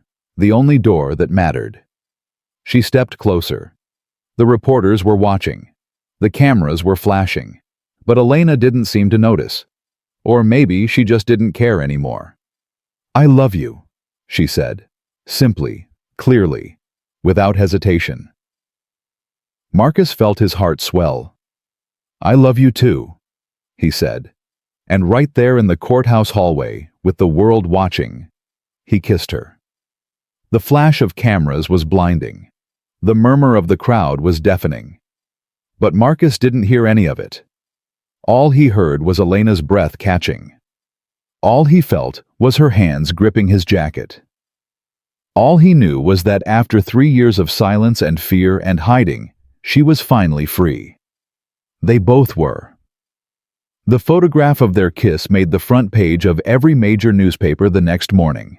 Billionaire CEO and maintenance worker. A love story born from scandal. The headlines ranged from celebratory to salacious. But Elena didn't care. For the first time in her life, she didn't care what the world thought. Marcus found her in her office early before anyone else arrived. She was standing by the window, a newspaper in her hands, a small smile on her face. "Have you seen this?"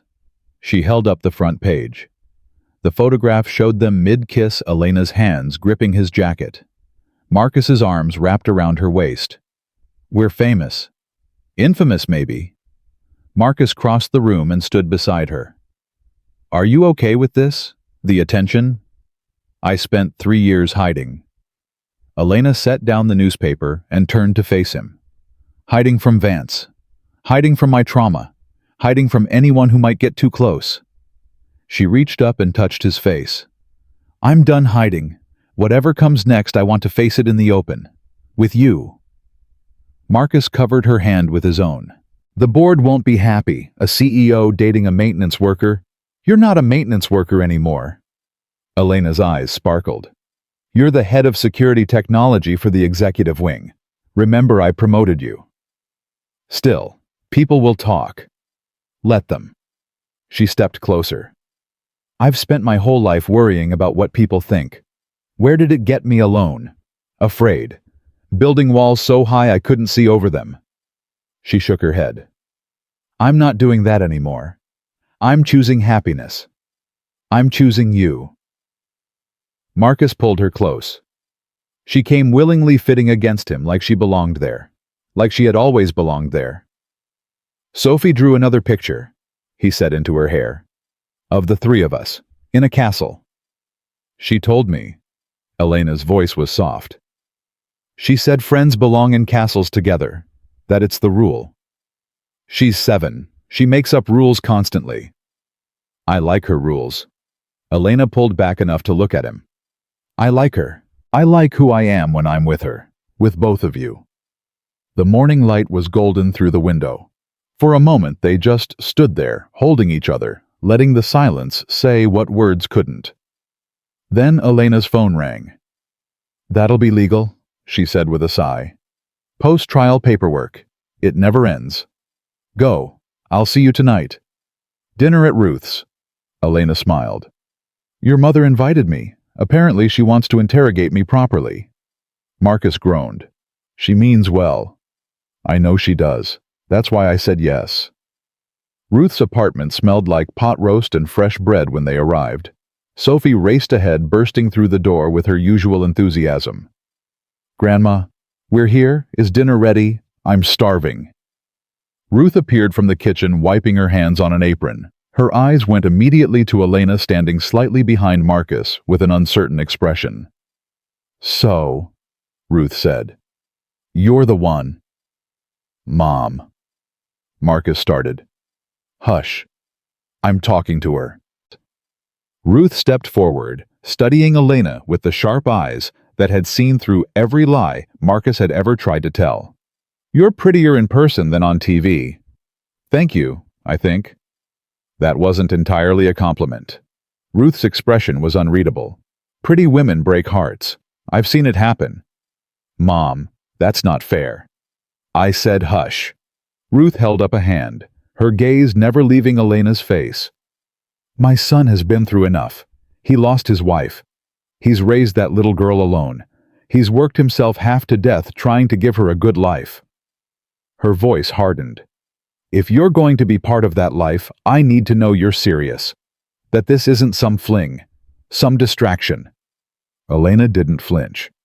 She met Ruth's gaze steadily. "Mrs. Webb, I've spent 3 years building walls to keep people out. Your son is the first person who made me want to tear them down." She paused. "I don't take that lightly. I don't take him lightly. And I certainly don't take Sophie lightly. Pretty words. They're the truth. Elena's voice was firm. I know our worlds are different. I know people will judge. I know it won't be easy. She glanced at Marcus, then back at Ruth. But I've done easy. Easy is lonely. Easy is safe. Easy is watching life happen from behind a window instead of living it. She took a breath. I love your son. I love your granddaughter. And I'm not going anywhere unless they ask me to leave. Ruth was silent for a long moment. Marcus held his breath. Then Ruth smiled. It was small, but it was real. Good answer. She stepped forward and took Elena's hands. Welcome to the family, dear. Now come help me set the table. Marcus burns everything he touches in a kitchen. That's not true, Marcus protested. The Thanksgiving turkey of 2019 says otherwise. Ruth was already pulling Elena toward the kitchen. Come, we have much to discuss. Marcus watched them go, something warm spreading through his chest. Sophie tugged at his sleeve. Daddy, is Elena going to be part of our family now? Would you like that, sweetheart? Sophie nodded vigorously. She listens when I talk, and she likes my drawings, and she makes you smile. She grinned up at him. You smile a lot now, Daddy, like before. Marcus knelt down and hugged her tight. Yeah, he said. I smile a lot now. Dinner was chaos in the best possible way. Ruth grilled Elena about everything, her childhood, her education, her company, her intentions. Sophie interrupted constantly with stories about school and drawings and the puppy she wanted. Marcus watched it all unfold with a sense of wonder. This was what family felt like. Real family. Messy and loud and imperfect, and absolutely, completely right. After dinner, while Ruth and Sophie were clearing plates, Elena stepped out onto the small balcony. Marcus followed her. Surviving, he asked. Your mother is terrifying. Elena leaned against the railing. I negotiate billion-dollar deals. I face down hostile boardrooms, but that woman in there, she could make me confess to crimes I didn't commit. Marcus laughed. She likes you. How can you tell? She gave you a second helping of dessert without asking. That's her seal of approval. Elena shook her head, smiling. I can't remember the last time I had a meal like this. With family. With people who actually wanted me there. She paused.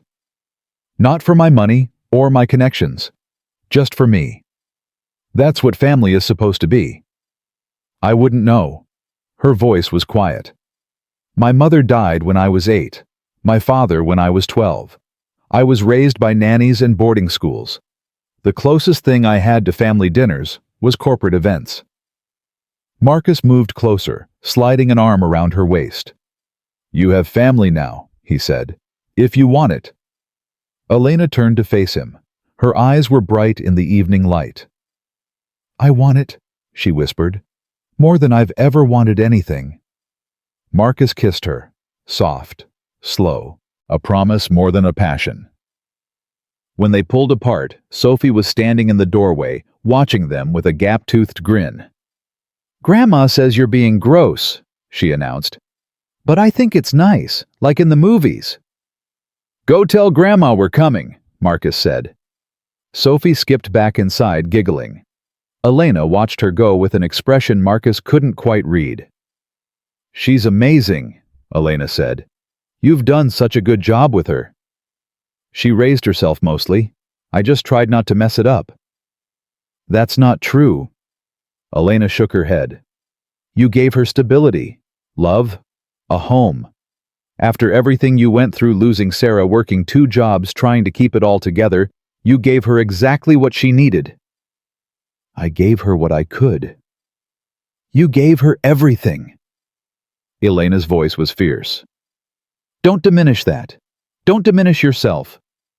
Marcus didn't know what to say, so he just held her there on the tiny balcony of his mother's apartment, while the sounds of family drifted through the open door. The months that followed were a study in balance, 2 worlds that shouldn't have fit together somehow fitting. Elena spent more time at Marcus's apartment than at her own penthouse. She said she liked it better. The worn couch, the crayon drawings taped to the refrigerator, the sound of Sophie laughing at cartoons in the morning. The penthouse was beautiful, but it was empty. Marcus's apartment was alive. Sophie adapted with the easy resilience of children. Elena became a fixture in her life, helping with homework, attending school plays, listening to endless stories about best friends and worst enemies, and everything in between. She asked me to braid her hair yesterday, Elena told Marcus one evening, her voice full of wonder. No one's ever asked me to braid their hair. Did you know how? I watched a YouTube tutorial 3 times. She laughed. It was terrible. Completely lopsided. She said she loved it. Marcus felt his heart swell. This was what healing looked like. Not a dramatic transformation, but small moments. Tiny victories. The gradual building of something beautiful from broken pieces. Elena's therapy sessions continued. So did the nightmares, though they came less frequently now. Some nights Marcus would wake to find her sitting up in bed, her breathing rapid, her eyes distant. He learned to recognize the signs, learned what helped and what didn't. Talk to me, he would say, his hand on her back, his voice calm. Tell me where you are. And she would. She would describe what she saw, what she felt, and slowly, with his help, she would find her way back. You're getting better at this, she said one morning after a particularly rough night. The grounding thing. The talking me through it. I've been reading. Marcus poured her a cup of coffee. There are books, websites, support groups for partners of trauma survivors. Elena stared at him. You've been researching? Of course. You think I was just going to wing it. He set the coffee in front of her. You're dealing with something serious. The least I can do is understand it. Her eyes filled with tears. No one's ever... I never expected... Hey. Marcus sat beside her and took her hands. This is what partners do. We show up. We learn. We adapt. He kissed her forehead. You're not alone in this anymore. That's the whole point. Elena didn't respond. She just wrapped her arms around him and held on like he was the only solid thing in a world that had been shifting beneath her feet for years. Richard Vance was sentenced on a cold Tuesday in December. 42 years in federal prison, with no possibility of parole for the first 20. The judge cited the severity of the crimes, the premeditated nature of the stalking, and the profound impact on the victim. Elena attended the sentencing. Marcus was beside her, along with Thomas Chen Ruth, and against his better judgment Sophie, who had insisted on being there for support. When the judge announced the sentence, Elena didn't react. She sat perfectly still, her face calm, her hands folded in her lap. Vance turned to look at her as the guards led him away. Their eyes met across the courtroom. Elena held his gaze. No fear, no anger, just a steady, unflinching stare that said everything words couldn't. I survived you. I beat you. You have no power over me anymore. Vance looked away first. Outside the courthouse, reporters swarmed. Elena held up a hand, and the crowd fell silent. I have a brief statement, she said, and then I'd like to be left alone. She cleared her throat. 3 years ago, I was assaulted by someone I trusted. I didn't report it. I didn't tell anyone. I buried it and tried to move on. Her voice was steady, but Marcus could see her hands trembling slightly at her sides. For a long time, I believed that silence was strength, that hiding my pain made me stronger. She paused. I was wrong. A murmur ran through the crowd. Silence isn't strength. Silence is just silence. It doesn't protect you. It doesn't heal you. It just keeps you trapped in the same moment, reliving the same pain over and over again. Elena looked directly into the cameras. If you're watching this, and you've been through something similar, if you've been hurt by someone you trusted, if you've been keeping a secret that's eating you alive, I want you to know that you're not alone. And I want you to know that speaking up isn't weakness. It's the hardest thing you'll ever do, but it's also the only way to be free." She took a breath. "I'm free now, finally. And I want everyone who's still trapped to know that freedom is possible. You just have to take the first step." She turned away from the microphones. Marcus was waiting with an umbrella. It had started to rain, and Sophie was holding a sign she had made that morning. It read, "You're brave." Elena with a drawing of a unicorn holding a sword. Elena laughed when she saw it. Actually laughed bright and real. "Did you make that?" she asked Sophie. "Daddy helped with the letters, but I drew the unicorn myself. It's perfect." Elena knelt down and hugged her. "You're perfect." They walked to the car together, the three of them, while cameras flashed and reporters shouted questions. Marcus held the umbrella over Elena and Sophie, getting soaked himself, not caring at all. This was his family now. This was his life. He wouldn't trade it for anything. 6 months later, Elena asked Marcus to marry her. They were at the restaurant, where they'd had their first family dinner, the one with the good pasta and the chocolate cake Sophie loved. It was supposed to be a celebration of Sophie's 8th birthday, but Elena had other plans. She waited until after the cake, after the presents, after Sophie had run off to show the waitress her new art supplies. Then she reached across the table and took Marcus's hand. "I need to ask you something." Marcus looked at her. She was nervous. He could see it in the way she was gripping his fingers, in the slight tremor in her voice. "Okay." Elena took a deep breath. "I've spent my whole life thinking I didn't need anyone, that I was better off alone. Safer." She shook her head. "But then you opened that door, the wrong door, and everything changed." Marcus felt his heart start to pound. "You showed me what it means to trust someone, to let someone in, to believe that maybe, just maybe, I deserve to be happy." Her eyes were bright with unshed tears. "You and Sophie, you're the best thing that's ever happened to me. And I don't want to spend another day not knowing if you'll be there tomorrow." She reached into her pocket and pulled out a small box. "Marcus Webb." Her voice was shaking now. "Will you marry me?" Marcus stared at the box, then at her, then at the box again. "You're supposed to say something," Elena whispered. "The silence is killing me." Marcus laughed. It burst out of him, unexpected, joyful. "Yes," he said. "God, yes. Of course, yes." Elena's face broke into the most beautiful smile he had ever seen. She opened the box. Inside was a simple band, platinum elegant, and slid it onto his finger. "I had it sized based on a ring I found in your apartment," she admitted. "I hope that's not creepy." "Little bit creepy." Marcus was grinning so hard his face hurt. "I don't care." He pulled her across the table and kissed her. The other diners started to applaud. Sophie came running back, saw what was happening, and let out a shriek of joy that probably broke windows 3 blocks away. "Does this mean Elena's going to be my mommy now?"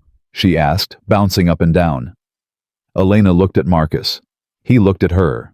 "Only if you want that, sweetheart," Elena said carefully. "I would never try to replace your real mommy. But I would love to be part of your family, if you'll have me."